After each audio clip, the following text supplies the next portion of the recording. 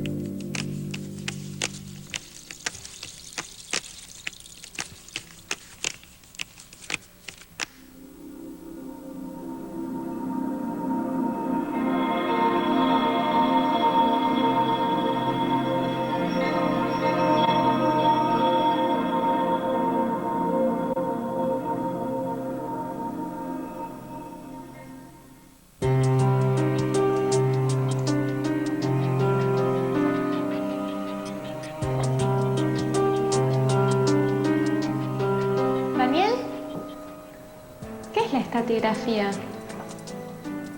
Vení, mira. A ver.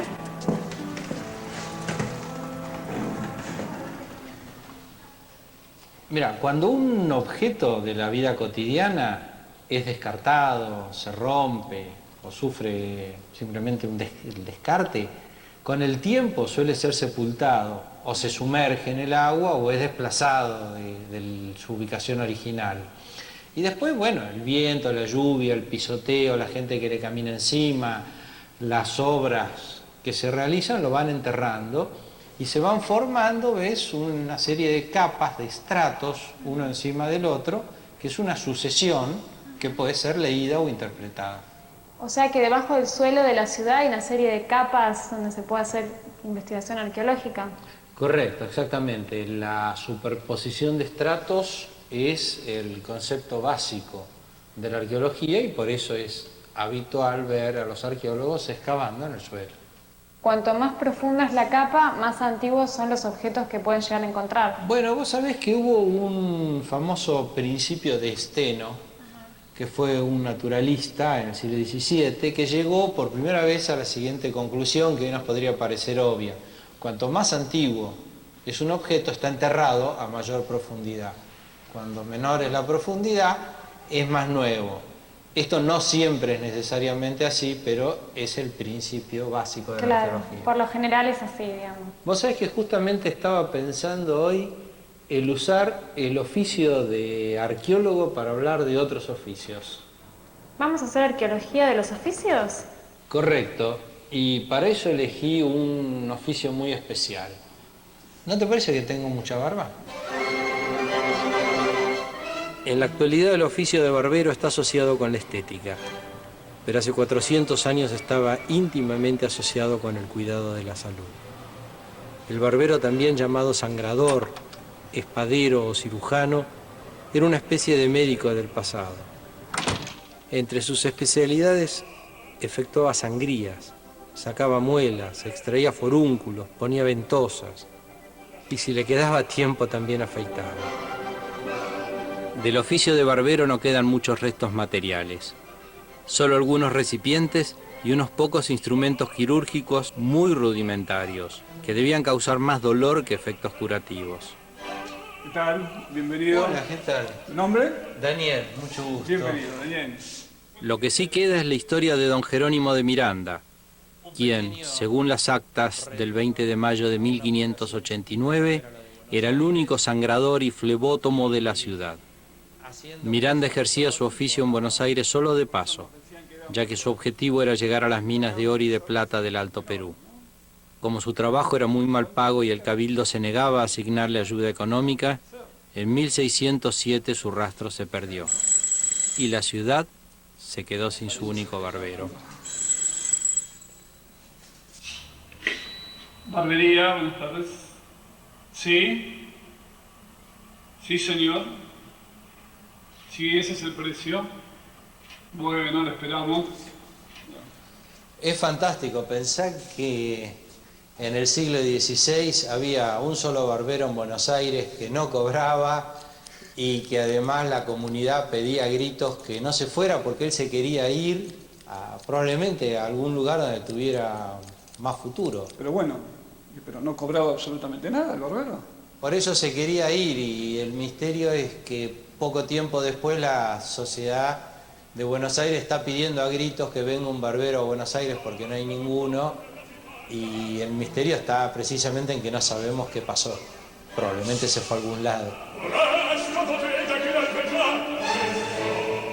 La arqueología es un campo del conocimiento que trabaja con los objetos materiales que quedan del accionar del hombre en el pasado o con todos los objetos naturales sobre los cuales actúa o que quedan como resultado de la vida cotidiana de la sociedad a lo largo del tiempo. Pero el trabajo del arqueólogo no es únicamente el encontrar los objetos o limpiarlos, restaurarlos, clasificarlos, sino la interpretación, el proceso de inferencia que se hace a partir de ellos. Los objetos no se encuentran al ser excavados de manera aislada, se encuentran en un contexto, se encuentran en un entorno, se encuentran unidos y relacionados entre sí, en vertical y en horizontal.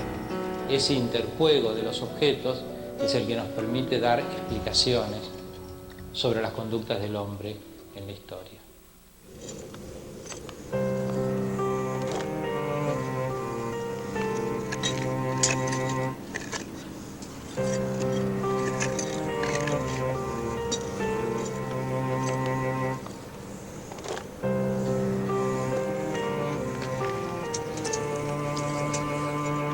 A ver, fíjate, espera.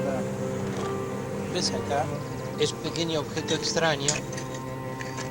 Es algo que se llama escarpia en la construcción. Se clava en la pared para sostener un caño. Esto ya habla de un sistema constructivo que utilizaba caños pero por fuera, no por dentro de las paredes. Estamos bien en los principios del siglo XX, o los finales del XIX, sosteniendo los caños por afuera de la pared. Entonces se martillaba de este lado, en esta parte de abajo, y el caño entraba acá. Esto hoy sería impensable porque el caño se rompe.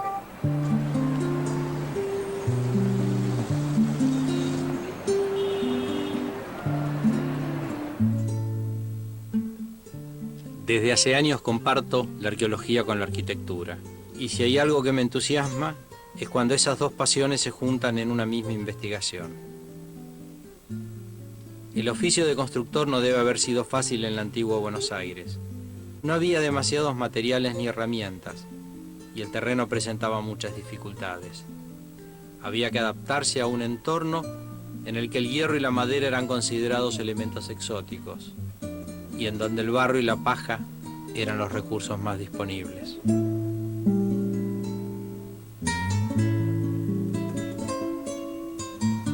Buenos Aires al principio empieza con cerca de 70 personas, o sea, es muy simple, es un campamento grande nada más. Después ya ha pasado unos 20 años, hay más o menos 1000 personas, para los cuales hay que organizar una serie de cosas, entre ellos vivienda, pero la vivienda que podían organizar es un rancho.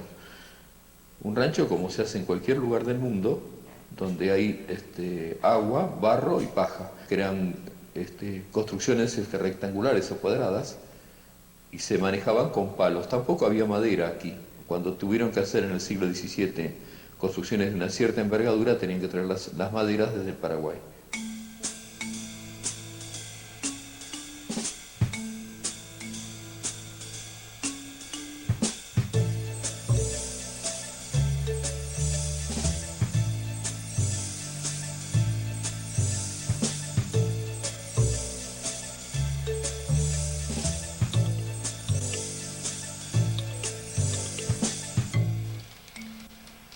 Hola Carolina, ¿en qué andas? Mira, estoy buscando información sobre las herramientas que se usaban en los antiguos oficios de Buenos Aires. Y la verdad, como verás, estoy consultando bastante bibliografía. Sí, la verdad que asusta. Pero vos sabés que es interesante porque en la arqueología los objetos pueden llegar a decirte cosas excelentes, increíbles, insólitas, a veces inusitadas, pero el respaldo documental es fundamental para todo esto. Sí, es que en realidad en algún sentido la arqueología y la historia tienen el mismo fin, ¿no? O sea, el estudio de la conducta humana, de la vida social de los pueblos a través del tiempo. Lo que pasa es que las fuentes que utilizan son diferentes. Precisamente porque la historia trabaja sobre el registro escrito, sobre los documentos, la arqueología sobre los restos materiales, los objetos y su dispersión, pero todos trabajan sobre el pasado. ¿Pero por qué? ¿Encontraste algo? Mira, encontré un montón de información y algo que te va a interesar especialmente. Mirá esta imagen.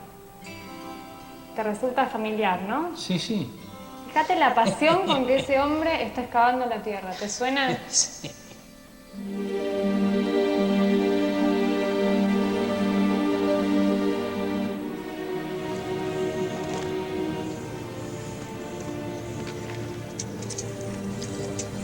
Mira, acá hay alguna otra cosa más, ¿eh? No, no, vamos, sigamos así.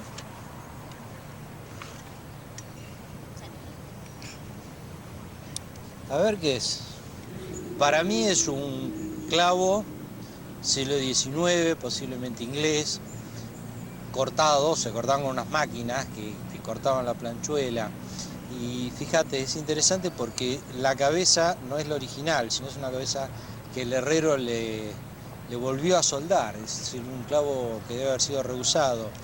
Y me da la sensación que desde aquí, desde la mitad para allá, no es el mismo clavo, es otro. Es decir, claro, que el herrero rehusó el metal porque el hierro era un material realmente valioso.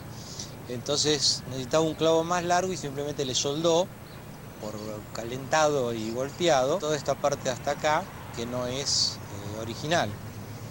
Bueno, es un buen ejemplo de cómo se hacían las cosas, ¿no es cierto? Cuando se hacían a mano, se hacían de a uno, y además la dimensión del clavo da una idea de la dimensión de la viga que debió haber tenido la casa probablemente, pues, en la cual fue utilizado.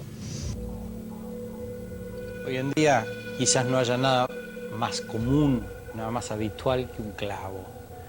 Pero el clavo tiene una larguísima historia. No es un invento reciente, pero se empiezan a utilizar en forma habitual recién en el siglo XIX. Los clavos antiguamente se fundía el hierro dentro de un molde y se los hacía de a uno. Se los martillaba, se los trabajaba. Recién hacia 1820 se inventa una primer máquina para cortar los clavos de una plancheta e ir haciendo clavos rectangulares. Eso fue un logro que simplificó la construcción en el mundo en forma impresionante. Pese a eso, el clavo que nosotros conocemos hoy, el clavo redondo, recién entra en el siglo XX, bastante avanzado, 1910, hecho a partir de un alambre estirado, cortado y una máquina que le hace la cabeza. Es decir, incluso objetos tan simples como un clavo pueden tener una historia extremadamente compleja. ¿Cómo fue la primera arquitectura, la primera construcción, las primeras herramientas que se utilizan para construir esa primer Buenos Aires? Las herramientas eran muy simples, o sea, en Callastá, en Santa Fe algunas se encuentran, hachas, martillos, cinceles, no demasiado más. Una construcción en ese momento se hacía con tierra pisonada, tapia, que se hacía entre dos encofrados y se apisonaba, y el pisón en una madera. Es decir, que de alguna manera se amoldaban a la realidad de un territorio y a sus posibilidades. No tenía ninguna otra posibilidad. Nadie iba a traer desde lugares lejanos materiales, lo que tenían eran armas. Podrían traer asadones o alguna cosa así, pero no mucho más. Los materiales que usaban, por ejemplo, el hierro era una cosa exótica y solamente se manejaba con el ingenio. Lo que pasa es que esa gente necesitaba estar dotada de mucha capacidad de reacción frente a pocos elementos. No sé si hoy los comprendemos, porque se tenían que arreglar con lo que encontraran. Si no, no sobrevivían. Los restos que encontramos los arqueólogos generalmente están rotos y dispersos por distintos lugares.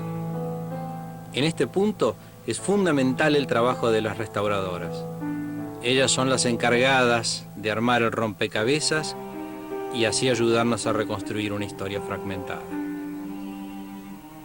El trabajo de un conservador, restaurador profesional en un equipo de arqueología urbana es muy importante, ya que su atención se centra especialmente en la materialidad del objeto, no en su dato histórico, sino en tratar de cuidarlo durante todo el proceso.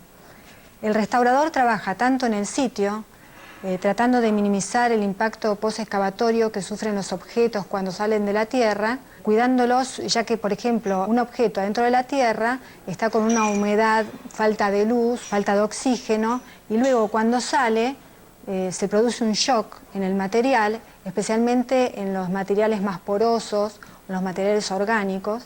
Entonces, la tarea del restaurador es centrarse en cuidar ese objeto hasta su depósito provisorio. Desde la excavación, los objetos son trasladados al laboratorio, que es acá en el Centro de Arqueología Urbana. El restaurador también debe supervisar ese traslado, porque los objetos pueden sufrir daños mecánicos. Una vez en el laboratorio, se hace una limpieza de todo el material, porque es necesario poder ver el objeto para que los arqueólogos lo puedan analizar.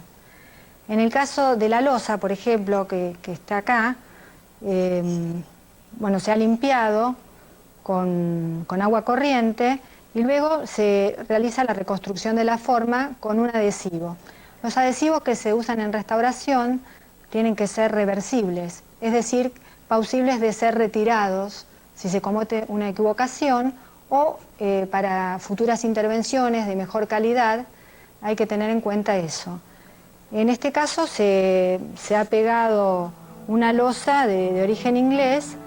Luego hay que tener mucho cuidado de que no haya rebabas, restos de adhesivos. Y en el caso de un objeto frágil como este es muy importante su embalaje.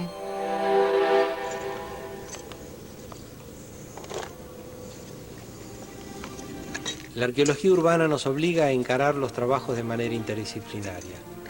Por suerte, siempre hay amigos dispuestos a dar una mano. Desde geólogos, zoólogos, botánicos, agrónomos, químicos, geomorfólogos, hasta especialistas y técnicos en actividades como la arquitectura, la ingeniería y el urbanismo. Algunos de estos profesionales nos ayudan, por ejemplo, a estimar algo tan fundamental como la datación del tiempo. El parámetro único que se utiliza para los fechados es AP, que significa años antes del presente. Ese presente es el año 1950, momento en que se obtuvieron los primeros resultados fechados de alta precisión, debido al descubrimiento del método del carbono 14. Por supuesto que no cualquier objeto puede ser analizado con cualquier método. Cada uno se aplica sobre un tipo de material y resulta útil para un periodo de tiempo determinado. Los arqueólogos nos obsesiona la datación. Con el tiempo, los objetos depositados o olvidados sobre la superficie tienden a ser sepultados, sumergidos o trasladados de su locación original.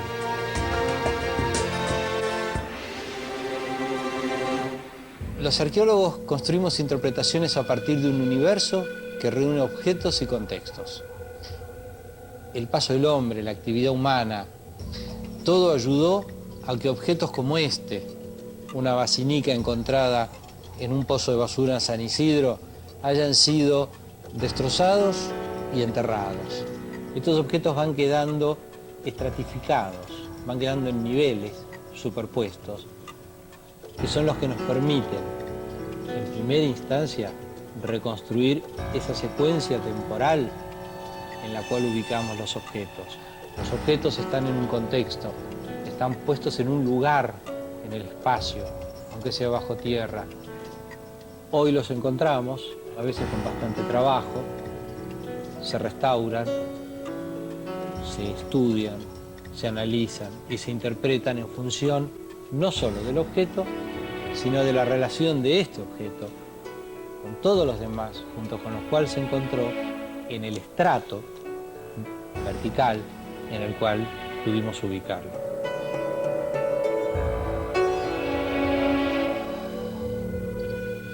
Las construcciones eran precarias, cualquier tormenta de estas que cada tanto aparecen en Buenos Aires terminaban desarmando las cosas y las volvían a rearmar.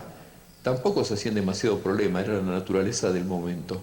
Hay toda una serie de elementos que hace que la casa sea endeble, hasta que en el siglo XVII y algo del XVIII se empiezan a cocinar ladrillos y tejas. Los techos al principio eran techos de paja. Los ladrillos permitían una cosa muy diferente, una construcción mucho más sólida. Se pegaban en esa época, se pegaban con barro, hasta que fines del XVII, principios del XVIII, aparece la influencia de los jesuitas, especialmente con la posibilidad de construcción de bóvedas y cúpulas. El más importante logro cultural desde que el hombre vive en sociedad, sin ningún lugar a dudas, son las ciudades. Y hablando de arqueología, de objetos y de ciudades, vamos a lo que son mis objetos favoritos y que además es el objeto del cual existe mayor cantidad en nuestra ciudad. Algo tan simple y sencillo como el ladrillo. Este tipo de ladrillos, los ladrillos de máquina que comienza a fabricar la revolución industrial y fracasan en nuestro medio, no son viables porque la mano de obra pampeana es muy barata y las fábricas en el siglo XIX tienen que cerrar, son reemplazados por la continuidad del ladrillo colonial, estos enormes ladrillones, fines del XVIII. Y este es un ladrillo de 1910.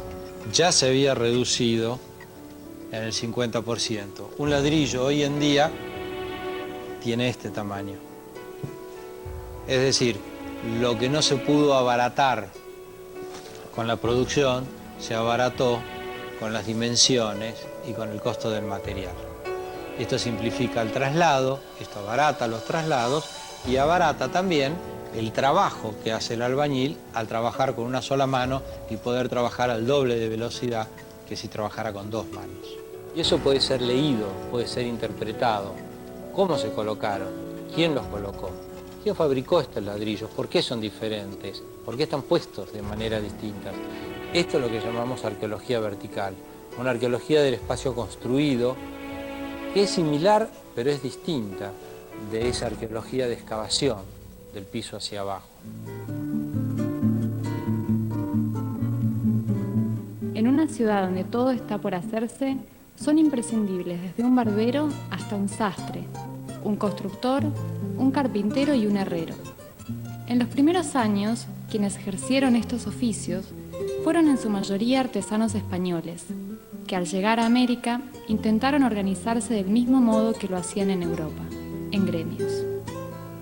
Pertenecer a un gremio le daba al artesano un lugar respetado en la sociedad, pero no todos los oficios eran realizados por artesanos agremiados. Por ejemplo, muchos construían sus propias casas sin recurrir a un arquitecto, un maestro de obras o alarife, incluso sin ser albañiles.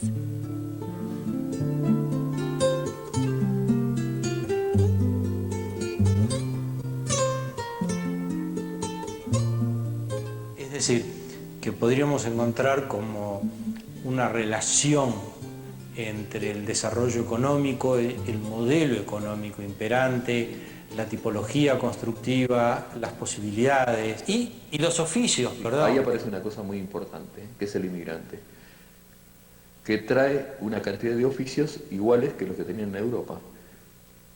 Rápidamente se amolda la circunstancia y se producen las mismas cosas, no en industrias, sino en una artesanía. Las puertas cambian.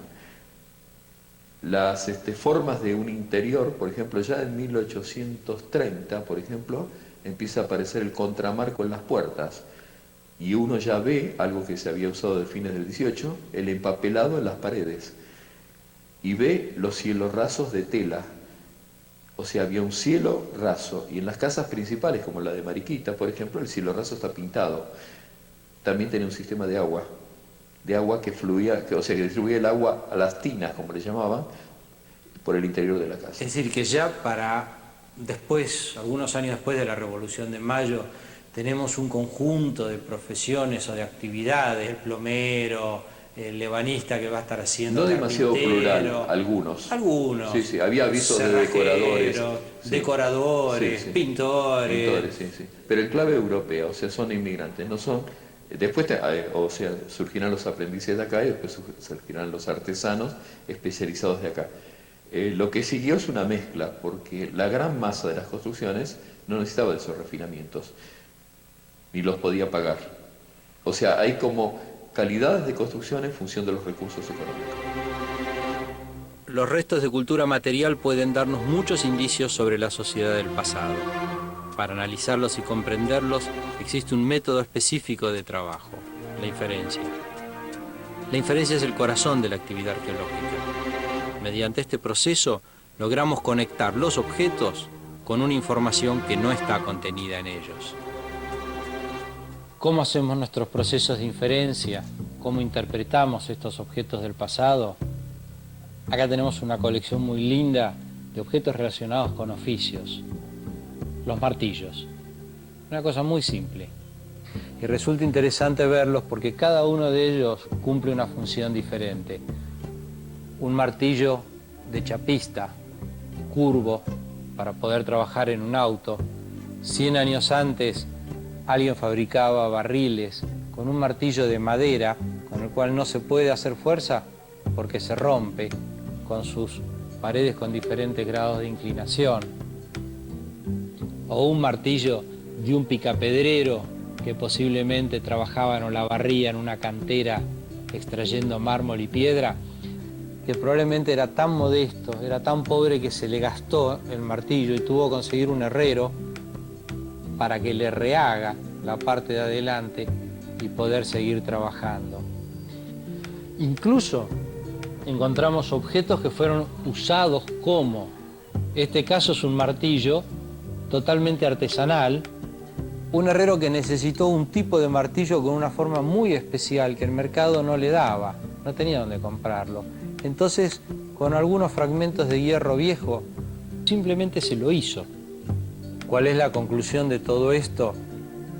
Toda actividad humana en el pasado persiste en el presente y podemos conocer nuestra historia olvidada.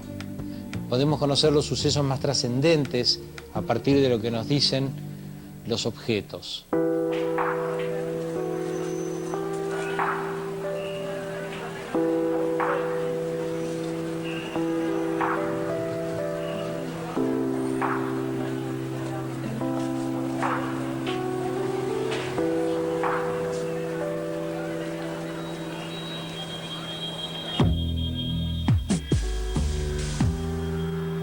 Será muy difícil dar cuenta de que la población afroamericana desempeñó un rol muy importante en nuestra historia.